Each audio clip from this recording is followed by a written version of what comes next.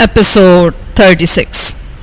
میں اس کے بعد مزید آدھے گھنٹے تک وہاں دبکا بیٹھا رہا، پھر ارد گرد کا جائزہ لینے کے بعد درخت سے نیچے اتر آیا۔ بیٹھے بیٹھے میری کمر اور ٹانگیں دکھنے لگی تھیں۔ نیچے اترنے کے بعد فوری طور پر مجھ سے سیدھا کھڑا نہ ہوا گیا اور میں گھٹنوں کے بل زمین پر گر پڑا، مگر فوراً ہی اٹھ کھڑا ہوا۔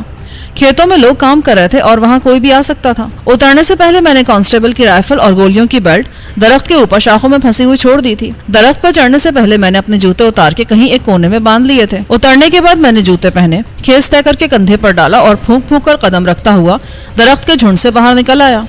میرا رخ ایک مرتبہ پھر مین روڈ کی طرف تھا۔ میں تقریباً 1 گھنٹے تک چلتا رہا۔ میرے کپڑے دھول میں اٹ گئے تھے، بالوں پر بھی گرد کی طے ہوگی اور میرا اندازہ تھا کہ میرا چہرہ بھی گرد میں چھپ گیا ہوگا۔ یہ ایک طرح سے اچھا ہی تھا، اب وہ لوگ بھی پہلی نظر میں مجھے نہیں پہچان سکتے تھے جنہوں نے مجھے دیکھا تھا۔ میں بنا کسی رکاوٹ کے مین روڈ تک پہنچنے میں کامیاب ہو گیا۔ وہاں پہنچ کر میں پھر الجھ گیا۔ میری سمجھ میں نہیں آ رہا تھا کہ دائیں سمت میں جانے والی گاڑی کو روکوں یا بائیں سمت جانے والی کو۔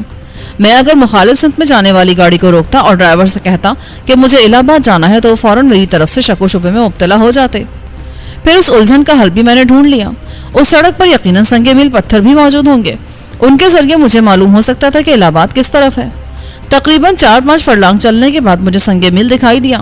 اس پہ ایک طرف ہندی اور انگلش میں لکھا ہوا تھا الہ آباد 24 کلومیٹر۔ میں اسی سمت میں روانہ ہو گیا۔ سڑک پہ گاڑیوں کی آمد و رفت جاری تھی۔ سمت کا تعین ہونے کے بعد میں گاڑی روکنے کی کوشش کرنے لگا۔ وہاں سے 2-3 پرائیویٹ کاریں گزریں۔ میں نے انہیں رکنے کا اشارہ کیا مگر وہ دھول اڑاتی گزر گئیں۔ پھر مجھے ایک بس دکھائی دی، وہ کھچا کھچ بھری ہوئی تھی۔ میں نے اسے بھی رکنے کا اشارہ کیا پر وہ نہ رکی۔ پھر 2-3 ٹرک آئے، وہ بھی رکے بغیر گزر گئے۔ پھر ایک منی ٹرک آتا دکھائی دیا، اس کے پچھلے حصے میں سامان لدا تھا جسے ترپال سے ڈھک دیا گیا تھا۔ میں نے بے دلی سے اسے بھی رکنے کا اشارہ کیا کیونکہ میں جانتا تھا کہ وہ بھی نہیں رکے گا۔ خلاف امید ٹرک ڈرائیور نے بریک لگا دیا اور ٹرک مجھ سے کچھ فاصلے پر رک گیا۔ پھر پیسنجر سیٹ پر بیٹھے ہوئے کلینر ٹائپ آدمی نے گردن نکالی اور اکھڑ لہجے میں مجھ سے بولا، کہاں جانا ہے؟ ہم الہ آباد جائیں گے بھیا۔ میں نے جلدی سے کہا، اگر تم وہاں تک چھوڑ دو تو ہم تمہیں دعائیں دیں گے۔ اس نے مڑ کر ڈرائیور سے کچھ کہا، پھر مجھ سے مخاطب ہوا، آ جاؤ۔ میں لپک کر بیٹھ گیا۔ سکھ ڈرائیور نے ایک نظر مجھے دیکھا، پھر ٹرک کو گیئر میں ڈالتے ہوئے بولا، اوے تو کہیں مٹی میں لوٹ لگا کے آیا ہے کیا؟ وہ کہا ہے کہ ہم ابھی سائیکل سے گر پڑے تھے۔ میں نے حتی الامکان خود کو احمق ظاہر کرنے کی کوشش کی، اسی لیے آپ کو بھوت لاگت ہے۔ میری بات پر وہ دونوں زور زور سے ہنسنے لگے۔ انہیں دیکھ کر میں بھی احمقانہ انداز میں ہنسنے لگا۔ پھر ڈرائیور کا ساتھی اخبار کھول کر پڑھنے لگا۔ وہ ہندی کا کوئی اخبار تھا۔ میں نے یوں ہی سرسری طور پر اخبار دیکھا تو مجھے ایک جھٹکا سا لگا۔ اخبار کے فرنٹ پیج پر میری اور احسان کی تصویریں موجود تھیں۔ تصویروں کے ساتھ خبر بھی ہوگی مگر مجھے ہندی نہیں آتی تھی، اسی لیے میں صرف اندازہ ہی لگا سکتا تھا۔ اخبار پڑھتے پڑھتے ڈرائیور کا ساتھی بولا، یار ہرنام، اگر یہ پاکستانی دہشت گرد ہمارے ہاتھ لگ جائے تو جیون سفل ہو جائے۔ سرکار نے اس کی گرفتاری پر 2 لاکھ روپے کا پرسکار رکھا ہے، پورے 2 لاکھ کا۔ وہ سپنے دیکھنا چھوڑ دے دیبو، ورنہ کہیں کا نہیں رہے گا۔ ڈرائیور نے تنزیہ لہجے میں کہا، اس پر 2 لاکھ کا پرسکار ہے؟ میں نے احسان کی تصویر پر انگلی رکھی، پرسکار تو اس پر ہے۔ دیبو نے میری تصویر پر انگلی رکھی، پھر وہ احسان کی تصویر کی طرف اشارہ کر کے بولا، یہ تو اس کا ساتھی ہے، یہ بھی مسلح ہے، پولیس نے کل اسے گرفتار کر لیا ہے۔ اور یہ؟ میں نے اپنی تصویر کی طرف اشارہ کیا۔ وہ تصویر کئی برس پرانی تھی، نہ جانے بھارتی پولیس کے ہاتھ کہاں سے لگ گئی تھی۔ مجھے یہ اطمینان تھا کہ اس تصویر کے ذریعے کم از کم ڈرائیور یا اس کا ساتھی مجھے پہچان نہیں سکتے۔ ایک تو میرے بالوں کا سٹائل اس وقت بالکل مختلف تھا، پھر میرے چہرے پر گھنی مونچھیں تھیں۔ میں تصویر میں کلین شیو تھا، اب میرا چہرہ کچھ بھاری بھی ہو گیا تھا۔ یہ آتنکوادی کل رات رنگپور میں تھا، وہاں اس نے رنگپور کے ٹھاکر سمیت 6 آدمیوں کا خون کر دیا ہے۔ باپ رے باپ، 6 آدمیوں کا خون! میں نے چہرے پر خوف طاری کر لیا، پھر دیبو سے بولا، مجھے یہ خبر پوری پڑھ کر سناؤ۔ دیبو نے مجھ سے کہا، ابے تو بالکل ہی ان پڑھ ہے، چل تو بھی سن لے، شاید یہ آتنکوادی تیرے ہی ہاتھ لگ جائے۔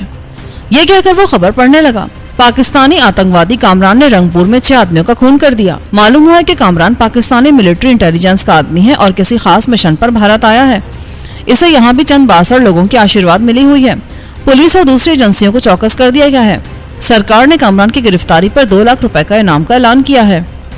خبر سن کر میں سناٹے میں رہ گیا، گویا بھارتی سرکار سوچے سمجھے منصوبے کے تحت میرا تعلق پاکستانی ملٹری انٹیلیجنس سے ثابت کرنے پر تلی ہوئی تھی۔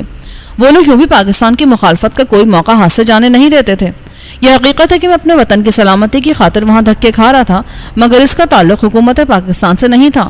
میں اپنے طور پر ایک بین الاقوامی مجرم کا پیچھا کرتا ہوا بھارت پہنچا تھا. اس مجرم کا تعلق بھارت کی ایک مذہبی جنونی تنظیم سے تھا. دہلی پہنچ کر وہ مجھے جھول دے گیا تھا اور اب میں اسے تلاش کر رہا تھا.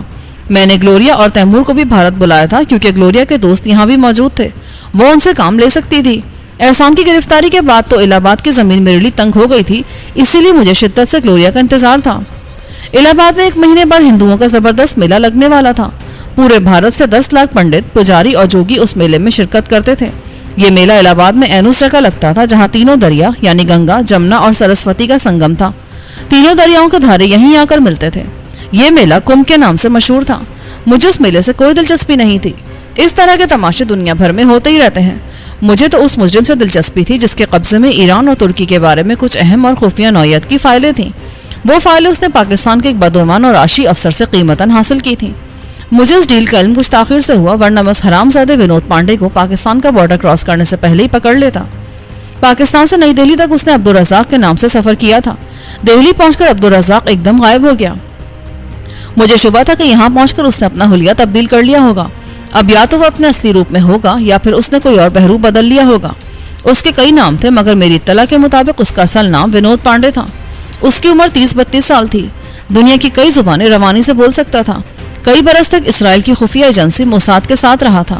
کرائے پر کئی سیاستدانوں کو قتل کر چکا تھا اور اب بھی صدر پاکستان کو قتل کرنے کے ارادے سے پاکستان میں داخل ہوا تھا, مگر صدر پاکستان بیرونی ممالک کے دورے پر تھے. اسی لیے فوری طور پر اس نے ان اہم فائلوں کا سودا کر لیا تھا.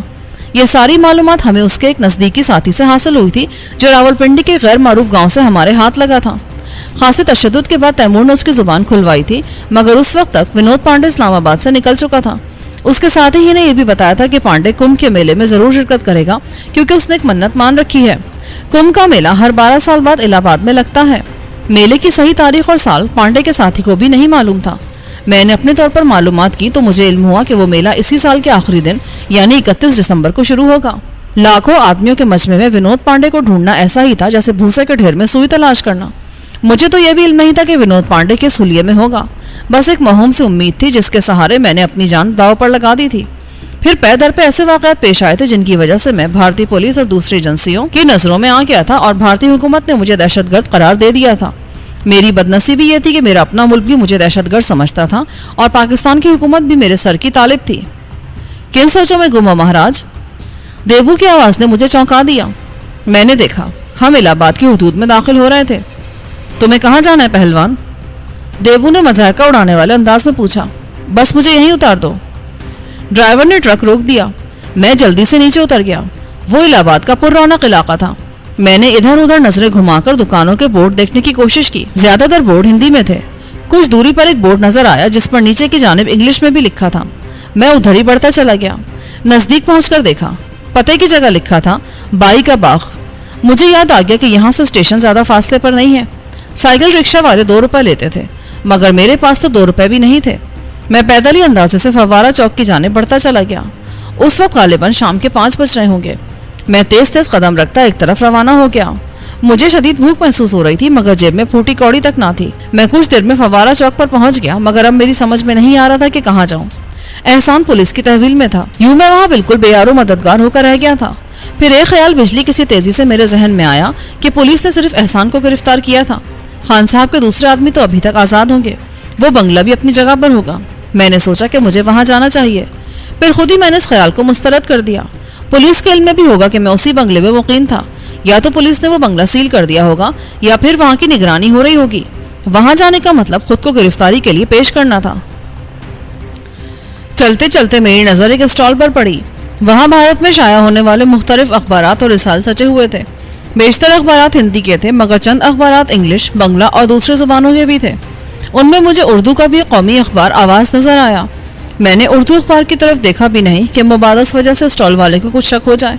حالانکہ وہاں اردو پڑھنے والے بہت کم تعداد میں ہیں. میں نے انگلش کا اخبار اٹھانا چاہا مگر پھر اپنے حلیے کا خیال آیا. وہاں مزید رکنا بھی غیر مناسب تھا. میں جلدی سے آگے بڑھ گیا. میں اپنی کسی بھی حرکت سے دوسروں کو شبے میں مبتلا نہیں کرنا چاہتا تھا، اسی لیے ضرورت سے زیادہ ہی محتاط تھا. مجھے ان گلی کوچوں میں ٹہلتے ہوئے کافی دیر ہو گئی تھی. سورج آہستہ آہستہ غروب ہو رہا تھا. رات ہونے سے پہلے پہلے مجھے کوئی ٹھکانہ ڈھونڈنا تھا ورنہ پولیس آوارہ گردی کے الزام میں دھر لیتی. یوں بھی سوائے کھیس کے میرے پاس کچھ نہ تھا اور اس کھیس میں سردی نہیں رک سکتی تھی. میں کسی ایسی جگہ کی تلاش میں تھا جہاں اطمینان سے رات گزر جائے اور میں سردی سے بھی محفوظ رہوں۔ چلتے ہوئے میں مختلف دکانوں کے تھڑوں پر بھی نظر ڈال لیتا تھا، مگر مجھے یقین نہیں تھا کہ رات کو وہ جگہ مجھے خالی ہی ملے گی۔ ممکن ہے وہاں رات کو کسی فقیر، کسی مزدور یا بے گھر انسان کا ڈیرا ہو۔ میں چھوٹے سے ایک ہوٹل کے سامنے سے گزرا تو میرے قدم سست پڑ گئے۔ روٹی کی سوندھی سوندھی اشتہا انگیز مہک میری ناک سے ٹکرائی تو میں بے اختیار کھڑا ہو گیا۔ ہوٹل کا مالک ادھیڑ عمر اور فربا جسم کا ایک مسکین سا آدمی تھا۔ اچانک ہوٹل کے اندرونی حصے سے دو آدمی دانتوں میں خلال کرتے باہر کی طرف بڑھے۔ مالک اچھل کر ان کے سامنے آ گیا اور بولا، اب میں تمہیں ادھار نہیں دوں گا، تم پہ پہلے ہی بہت پیسے چڑھ گئے ہیں۔ ان میں سے ایک نے گھور کے مالک کو دیکھا اور کرخت لہجے میں بولا، ابے کہ ادھار کی ماں مر گئی جو تو ادھم مچا رہا ہے، ادھار کی بھی کھاد ہوتی ہے۔ ہوٹل کا مالک منمنایا، تم پر تو 650 روپے چڑھ گئے ہیں، پورے نہ صحیح آدھے پیسے ہی دے دو، کل دیکھیں گے۔ کرخت لہجے والا سگریٹ سلگاتے ہوئے بولا، ابھی تو راستہ چھوڑ، تم لوگ روز کل کر دیتے ہو، ابے ہٹ۔ سامنے کھڑے آدمی نے ہوٹل والے کی گردن میں ہاتھ ڈال کر زوردار دھکا دیا۔ وہ بیچارہ بری طرح کاؤنٹر سے ٹکرا گیا۔ دھکا دینے والا غرا کر بولا، تجھے یہ ہوٹل چلانا ہے یا نہیں؟ ابھی سب کچھ توڑ پھوڑ کر برابر کر دوں گا، بڑا آیا سالا پیسے مانگنے والا۔ ہوٹل والے کی ہمدردی حاصل کرنے کا یہ اچھا موقع تھا میرے لیے۔ میں نے کھیس اتار کر ایک طرف پھینکا اور آگے بڑھ کر دھکا دینے والے کا راستہ روک لیا۔ اس نے حیرت سے مجھے دیکھا، پھر حقارت بھرے لہجے میں بولا، کیا بات ہے؟ شرافت سے اس کے پیسے دے دو، میں نے غرا کر کہا۔ اس کی حیرت میں اضافہ ہو گیا۔ اس نے گردن گھما کے ایک نظر ہوٹل کے مالک کو دیکھا، پھر طنزیہ لہجے میں بولا، اچھا تو یہ بات ہے، اس حرام زادے ہوٹل والے نے اپنا پالتو یہاں بٹھا رکھا ہے، اسی لیے کر رہا ہے یہ۔ پھر وہ دوسرے آدمی سے مخاطب ہوا، ہیرو ذرا دیکھو اس کو، بھونکتا ہی ہے یا کاٹنے کو بھی دوڑتا ہے۔ ہیرو واقعی سڑک چھاپ ہیرو تھا۔ اس کے جسم پر ملگوجی سی پینٹ جھول رہی تھی۔ اس نے سستی قسم کی ٹائٹ بنیان پہن رکھی تھی، جس کی وجہ سے اس کا جسم کچھ اور سوکھا ہوا نظر آ رہا تھا۔ بالوں میں اتنا تیل تھا کہ بہہ کر اس کے بھووں تک آ گیا تھا۔ اس کی رنگت کوئلے کی طرح سیاہ تھی۔ وہ اکڑتا ہوا آگے بڑھا اور اچک کے میرے منہ پہ تھپڑ رسید کر کے بولا، تو اس علاقے میں نیا ہے شاید، جو راجو دادا کو نہیں پہچان رہا؟ بس یا اور بھی کچھ لے گا؟ راجو دادا حقارت سے بولا۔ اس کا جسم خوب پلا ہوا تھا، ہاتھ پیر مضبوط تھے اور چہرے پر زخموں کے 2-3 نشان تھے۔ میں نے پرسکون لہجے میں کہا، میں نے کہا ہے نا کہ اس کے پیسے دے دو ورنہ تم لوگ یہاں سے نہیں جا سکو گے۔ ابے تیری تو۔ راجو نے میری طرف ایک وزنی گالی لڑکائی اور پوری قوت سے مجھے تھپڑ مارنا چاہا۔ میں پھرتی سے پیچھے ہٹ گیا اور اس کی کلائی پکڑ لی۔ پیسے دیتا یا نہیں؟ میں نے جوابی طور پر اس سے بھی زیادہ غلیظ گالی دی اور بائیں ہاتھ سے اس کے منہ پر اتنا زوردار تھپڑ مارا کہ وہ بری طرح لڑکھڑا گیا۔ ہیرو وحشت زدہ ہو کے باہر کی طرف بھاگا۔ راجو نے سر چٹک کر تھپڑ کا اثر زائل کرنے کی کوشش کی، پھر سنبھل کر اس نے نزدیکی میز پر رکھا ہوا سلور کا جگ اٹھایا اور مجھ پر کھینچ مارا۔ میں پھرتی سے ایک طرف ہو گیا۔ جگ میرے سر کے اوپر سے اڑتا ہوا دیوار سے ٹکرا گیا۔ راجو نے پلک جھپکتے میں جیب سے چاقو نکال لیا اور تپے ہوئے لہجے میں بولا، تیرے پریوار والے اب تیری لاش ہی اٹھائیں گے یہاں سے۔ مجھے اندازہ نہیں تھا کہ بات اتنی بڑھ جائے گی۔ میں نے سوچا تھا کہ ڈانٹ ٹپٹ کے ہوٹل والے کو پیسے دلا دوں گا، وہ پورے پیسے نہ بھی دیتے تو کچھ تو دے ہی دیتے، یوں ہوٹل والا میرا احسان مند ہو جاتا اور میں نہ صرف کھانا کھاتا بلکہ رات بھی یہیں کہیں گزار دیتا۔ مگر یہاں تو معاملہ ہی الٹ ہو گیا تھا۔ وہ معمولی اچکے میرے لیے کوئی حیثیت نہیں رکھتے تھے، مگر بات اس حد تک بڑھ جائے گی تو پولیس کی مداخلت یقینی ہوتی، اور یہی میں نہیں چاہتا تھا۔ میں نے آہستہ سے کہا، معاف کرنا بھائی، مجھے نہیں پتا تھا کہ تم اتنے بڑے دادا ہو۔ یہ کہہ کر میں آہستہ آہستہ پیچھے ہٹنے لگا۔ راجو سمجھا میں جان بچا کے بھاگنے کے چکر میں ہوں۔ وہ ایک دم شیر ہو گیا۔ اس نے مجھ پر چھلانگ لگا دی۔ وہ آدمی خاصا پھرتیلا تھا۔ میں نے اسے جھکائی دینے کی کوشش کی، مگر بچتے بچتے بھی میرے دائیں بازو پہ چاقو کی ایک لکیر کھنچ گئی۔ راجو واقعی مجھے جان سے مارنے کے در پہ تھا۔ وہ جان سے نہ بھی مار تو بھی میرا حشر ایسا کر دیتا کہ دیکھنے والے عبرت پکڑتے اور اس کی دادا گیری کی دھاک بیٹھ جاتی۔ اب پانی سر سے اونچا ہو گیا تھا۔ بازو پہ شاید کچھ گہرا زخم آ گیا تھا، کیونکہ ذرا سی دیر میں میرے کرتے کی پوری آستین خون سے سرخ ہو گئی۔ راجو ایک مرتبہ پھر حملہ کرنے کی تیاری کر رہا تھا۔ اس نے جو ہی ہاتھ گھمایا، میں نے جوڑ کے پاس اس کی کلائی پکڑ لی اور تپے ہوئے لہجے میں بولا، میں بات بڑھانا نہیں چاہتا تھا مگر تو نے مجھے مجبور کر دیا۔ یہ کہہ کر میں نے اس کی کلائی کو جھٹکا دیا۔ چٹاک کی آواز کے ساتھ اس کا جوڑ نکل گیا۔ وہ بری طرح ڈکرایا۔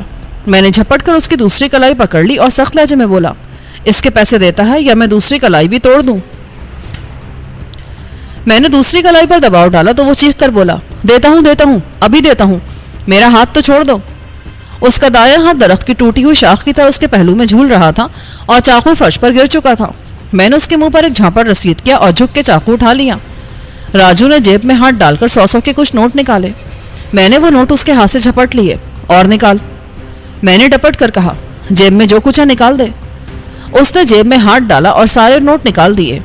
میں نے وہ نوٹ اس سے لیے اور کاؤنٹر پر پھینک کر ہوٹل والے سے بولا پیسے گن لو، اگر زیادہ ہو تو اس کے حساب میں جمع کر لینا، آخر یہ آئندہ بھی تو یہاں سے کھائے پیے گا۔ پھر میں راجو سے بولا چل اب پھٹ جا یہاں سے ورنہ، اور سن اگر آئندہ تو نے تنگ کیا تو ٹکڑے کر دوں گا۔ میں نے پیچھے سے اس کی کمر پر ایک زوردار لات ماری۔ وہ لڑکھڑاتا وہ ہوٹل کے داخلی دروازے سے نکلا اور اوندھے منہ گر پڑا۔ ہوٹل کے باہر لوگ جمع ہو گئے تھے۔ راجو کو گرتے دیکھا تو سب حیرت سے مجھے گھورنے لگے۔ راجو اٹھا اور کسی طرف دیکھے بغیر تیزی سے وہاں سے چلا گیا۔ ہوٹل والے کی آنکھوں میں خوف کی پرچھائیاں تھیں۔ اس نے لرزتی ہوئی آواز میں کہا تم نے خامخواہ اپنی جان خطرے میں ڈالی، راجو اب تمہیں چھوڑے گا نہیں، لگتا ہے مجھے بھی اب یہ ہوٹل بند کرنا پڑے گا۔ چنتا مت کرو، راجو اب ادھر نہیں آئے گا۔ میں نے اسے تسلی دی، ارے بھیا تم شاید نئے آئے ہو یہاں اسی لیے راجو کو جانتے نہیں، وہ 2 خون کر چکا ہے مگر پولیس کو کوئی ثبوت نہیں ملا، کسی نے اس کے خلاف گواہی دینے کی ہمت نہیں کی، یہاں کے ہر دکاندار سے بھتہ لیتا ہے وہ، اس کی پیٹھ پر جانکی داس کا ہاتھ ہے۔ کون جانکی داس؟ میں نے بے اختیار پوچھا۔ ہوٹل والے نے مشتبہ انداز سے مجھے گھورا، پھر ہنس کر بولا کیا تم کسی اور دنیا سے آ رہے ہو؟ جانکی داس کو نہیں جانتے؟ میں اصل میں بمبئی سے پہلی مرتبہ یہاں آیا ہوں۔ میں نے آہستگی سے کہا اصل بدماش تو جانکی داس ہے۔ ہوٹل والے نے کہا اس شہر میں جوئے خانے اور شراب کی بھٹی اسی نے لگائی ہے، پولیس کے بڑے افسروں اور بڑے بڑے نیتاؤں سے اس کا یارانہ ہے، راجو اس کا خاص آدمی ہے۔ تم تو چلے جاؤ گے پر مجھے تو اسی شہر میں رہنا ہے، یہ تم نے اچھا نہیں کیا۔ ارے تم چنتا مت کرو، میں نے جلدی سے کہا، جب تک یہ معاملہ ختم نہیں ہو جاتا میں یہاں سے کہیں نہیں جاؤں گا۔ میں نے ہنس کر کہا اب ذرا جلدی سے مجھے کھانا کھلاؤ، بہت بھوک لگی ہے۔ ٹرین میں چور میرے کپڑوں کا بکس لے گئے تھے، اسی میں میرے پیسے بھی تھے، میں جس دوست کے آسرے پر یہاں آیا تھا وہ بھی یہاں سے دلی چلا گیا، 2 دن سے میں نے کچھ نہیں کھایا۔ ارے تو بیٹھو نا، کھانے کی یہاں کیا کمی؟ ہوٹل والا جلدی سے بولا۔ ہنگامہ شروع ہونے کے بعد اکا دکا گاہکوں کے ساتھ ہوٹل کا بیرا بھی باہر کھسک گیا تھا۔ خطرہ ٹلتے ہی وہ دوبارہ ہوٹل میں آ گیا۔